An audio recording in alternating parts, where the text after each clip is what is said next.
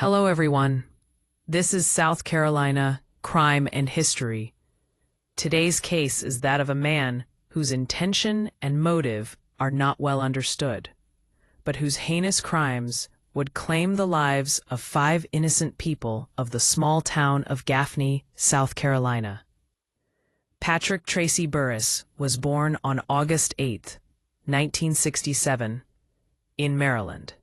He would go on to become one of the most notorious spree killers in South Carolina's recent history, responsible for a series of chilling murders in Cherokee County in the summer of 2009. His violent spree claimed 5 lives before ending in a deadly shootout with police in North Carolina. Little is publicly known about Burris's early childhood or family life, except that his relatives remained in Florida and had not seen him in years before the murders. After his killing spree made national news, those family members expressed shock at the accusations against him and extended their condolences to the victims' families, saying that if the allegations were true, Burris was not the same person they had once known.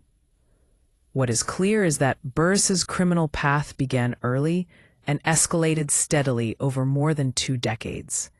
His first recorded crimes occurred in 1986 in Volusia County, Florida. When he was only 19, he quickly accumulated multiple felony convictions for burglary and grand larceny. Within 3 years, he moved to Rockingham County, North Carolina, though not before violating probation in Florida. In North Carolina, Burris's criminal record expanded significantly, including convictions for extortion, blackmail, common law robbery, forgery, and violating the archaic crime of going armed to the terror of the people. His crimes were concentrated in Rockingham County, but also extended into neighboring Alamance County. Over time, his rap sheet would grow to more than 25 pages in length. Burris's physical presence was imposing. 6'7" and approximately 285 pounds, he earned nicknames like Big Country, Bigfoot, and Big One. Described by those who knew him as intimidating and bully-like, Burris was known to have a violent temper and struggled with drug addiction.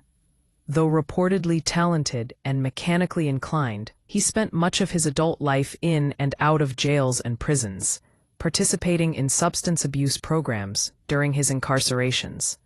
By the summer of 2001, Burris faced 10 felony breaking and entering charges and 9 larceny charges, labeled a habitual felon by North Carolina authorities. Sentencing guidelines at the time called for a minimum of nearly 8 years in prison, which he served until being released in April 2009. It was only weeks after this release that Burris embarked on the murder spree that would make his name infamous. On June 27, 2009, in Gaffney, South Carolina, Burris committed his first known killing. Klein Cash, a 63-year-old peach farmer, was shot in his living room after his wife left for errands. Mrs. Cash later told investigators they had spoken to a man about buying hay earlier that day, identifying Burris as the visitor. 4 days later, on July 1st, Burris attacked Hazel Linder, 83, and her daughter, Gina Linder Parker, 50. Both women were found bound and shot to death in their home. The very next day, July 2nd, he struck again at Tyler Home Center, a family-owned appliance and furniture store. There, he shot and killed 45-year-old Stephen Tyler. Tyler's 15-year-old daughter, Abby Tyler, was also shot when she went to check on her father. She survived long enough to be hospitalized, but died of her injuries on July 4th. Their bodies were discovered by Stephen Tyler's wife, older daughter, and a store employee. Authorities also questioned Burris about the unsolved killing of a 31-year-old nurse named Matt Stewart, but ultimately found no evidence linking him to that murder. The killing spree came to an end on July 6, 2009. Police in Dallas, North Carolina, a small town in Gaston County, responded to a call about a burglary in progress. Witnesses reported seeing a vehicle matching the description of Burris's Ford Explorer at an abandoned house. Officers Catherine Williamson, Jim Shaw, and Graham Kuzia arrived and encountered Burris, who gave them a false name. Officer Williamson eventually confirmed his true identity and learned he was wanted for a probation violation.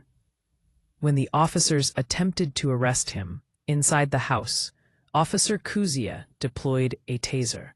Burris pulled out a small .25 caliber pistol, the same type of weapon used in the Gaffney murders, and fired, striking Officer Shaw in the upper thigh. The officers returned fire, killing Burris. Ballistics tests and evidence from the scene confirmed he was the man responsible for the South Carolina killings. Afterward, Neil Dolan, Deputy Director of South Carolina's State Law Enforcement Division, SLED, described Burris as unpredictable, scary, and weird, an apt summary of a man whose life spiraled into crime and culminated in terror and tragedy for 5 innocent victims and their grieving families.